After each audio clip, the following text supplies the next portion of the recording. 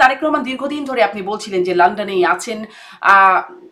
সেখানে আমরা মানে সাংবাদিক ভারপ্রাপ্ত পররাষ্ট্র সচিবকে এই প্রশ্নটিও করছিলেন যে তিনি আসলে কোন স্ট্যাটাসে আছেন। সেই পুরনো প্রশ্নটি এখন আবার সাংবাদিকের মাধ্যমে মানে ভারপ্রাপ্ত পররাষ্ট্র সচিবকে এই প্রশ্ন তিনি করছিলেন।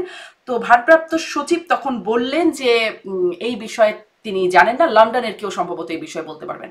আপনারা কি আমাদের জানাতে পারেন যে আসলে তারেক রহমান কোন তিনি স্ট্যাটাসে? ওখানে রাজনৈতিক আশ্রয়ে গিয়েছিলেন। দেখুন, তিনি রাজনৈতিক আশ্রয় প্রার্থী, তাকে এক্সাইল, তাকে দেশ থেকে বের করে দেওয়া হয়েছিল। ইট ওয়াজ নট আ চয়েস। একটা জিনিস মাথায় রাখতে হবে শারমিন, যে অনেক সময় আমরা শুনি অনেক শব্দ তার সঙ্গে ব্যবহার করা হয়। আপনি খেয়াল করুন যে সাবেক ফ্যাসিবাদী সরকার চলে গেছে, তারা কিন্তু পালিয়ে গেছে। তারা বাংলাদেশ থেকে সব ধরনের সরকারি সুবিধা ব্যবহার করে পার্শ্ববর্তী দেশে পালিয়ে গেছে। ভারপ্রাপ্ত চেয়ারম্যান সম্মানিত জনাব তারেক রহমান, সম্মানিত ভারপ্রাপ্ত চেয়ারম্যানের ক্ষেত্রে মানে বিষয়টা ছিল এন্টায়ারলি ভিন্ন।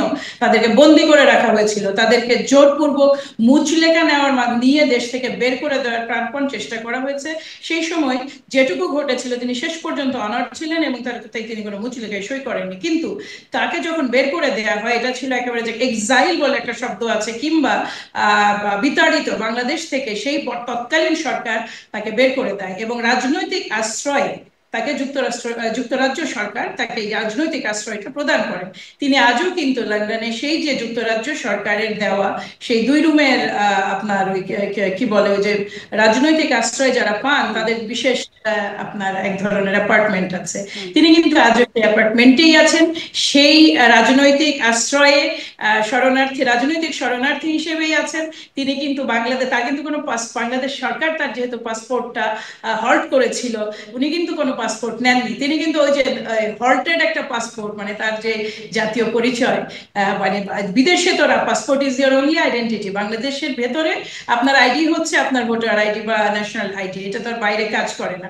বাইরে তো your passport is your international ID, owner international আইডিটা হল্ট করা আছে এবং সম্ভবত এটা এখন প্রসেসে আছে কিংবা কাজ চলছে, এইটার আপডেটটা আমার জানা নাই। কিন্তু তিনি কিন্তু ওই যে রাজনৈতিক শরণার্থী হিসেবে আছেন। এটা নিয়েও আমরা নানা ধরনের কথা শুনি, এই জন্য আমি খুশি হয়েছি আপনি প্রসঙ্গটা তুলেছেন। এটা সকলের ক্লিয়ার হওয়া দরকার। আমাদের সৌভাগ্য যে সম্মানিত ভারপ্রাপ্ত চেয়ারম্যানের স্ত্রী একজন অত্যন্ত দক্ষ এবং একজন অত্যন্ত নামকরা মানে cardiologist, cardiac surgeon to be exact. ফলে তিনি কিন্তু ওখানে অত্যন্ত ভালো একটা, তার সরকারি জব আছে এবং সেটাতে তার কিন্তু আর্নিং খুব ভালো। তিনি চাইলে কিন্তু অন্যদিকে মুভ করতে পারতেন, কিন্তু সম্মানিত ভারপ্রাপ্ত চেয়ারম্যান সেটা করেননি। তিনি ওই 2 রুমের অ্যাপার্টমেন্টেই সে রাজনৈতিক শরণার্থী পরিচয় ওখানে বসে এতদিন ধরে আছেন, শুধুমাত্র এই দেশে মানে তার উপযুক্ত সম্মানের সাথে ফিরে আসেন। এজন্যই কি তাহলে মাহমুদা হাবিবা যে তিনি তাকে খুব সেখান থেকে বিদেশে সফর করছেন, সেখান থেকে আর কি অন্য কোনো দেশে যাচ্ছেন এরকম কিছু দেখা যায় না? এমনকি যুক্তরাষ্ট্রে যে ন্যাশনাল প্রেয়ার ব্রেকফাস্ট নামের একটা আয়োজন হলো, তখন তারেক রহমান সহ সিনিয়র বিএনপি নেতাদের কয়েকজনকে দাওয়াত করা হলো। যদিও প্রথমে বলা হয়েছিল ট্রাম্পের দাওয়াত, একটা বিভ্রান্তি হলো, পরে বলা হলো না এটি ন্যাশনাল প্রেয়ার ব্রেকফাস্টের।